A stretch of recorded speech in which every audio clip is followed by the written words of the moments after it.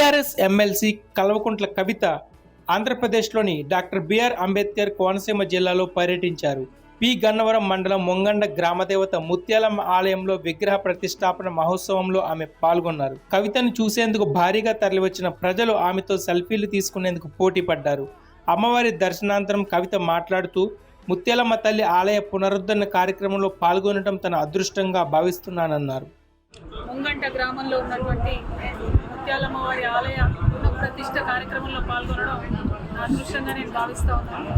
400 సంవత్సరాల పైచిలకు చరిత్ర ఉన్నటువంటి ఆలయంలో అమ్మవారిని దర్శించుకోవడం అన్నటువంటిది పూర్వజన్మ సుకృతం అనుకుంటా ఉన్నాను.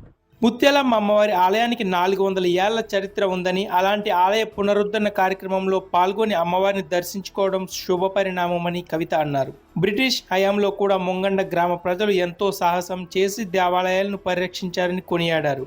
ముత్యాలమ్మ తల్లి ముంగండ గ్రామాన్నే కాకుండా తెలుగు రాష్ట్రాలను అభివృద్ధి పదంలో తీసుకెళ్తుందని ఆశాభావం వ్యక్తం చేశారు.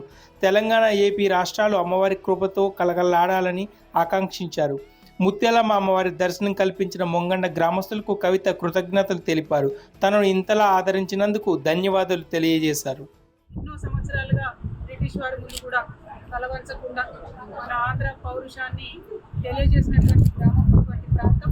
మరి ఇక్కడి ప్రజలందరూ కూడా చాలా అద్భుతంగా ఆలయాన్ని పునఃప్రతిష్ఠ చేసుకొని అమ్మవారిని, మన సాంప్రదాయాన్ని నిలుపుకునే విధంగా చేస్తున్నటువంటి ప్రయత్నం తప్పకుండా ఈ గ్రామాన్నే కాకుండా యావత్ ఆంధ్రప్రదేశ్ రాష్ట్రాన్ని కూడా చక్కగా కాపాడుతుందని, అభివృద్ధి పదంలో ముత్యాలమ్మ వారు మరి ఆంధ్రప్రదేశ్ రాష్ట్రాన్ని కూడా తీసుకెళ్లాలని చెప్పి మనస్ఫూర్తిగా ప్రార్థన చేస్తూ, మరి అమ్మవారి దయతో తెలంగాణ రాష్ట్రం బాగుండాలి, ఆంధ్ర రాష్ట్రం బాగుండాలి అని కోరుకుంటూ అందరూ చక్కగా ఉండాలి. ధన్యవాదాలు. ఇంత మంచి దర్శనానికి అవకాశం ఇచ్చినటువంటి ముంగంట గ్రామస్తులందరికీ ప్రత్యేకంగా ధన్యవాదాలు.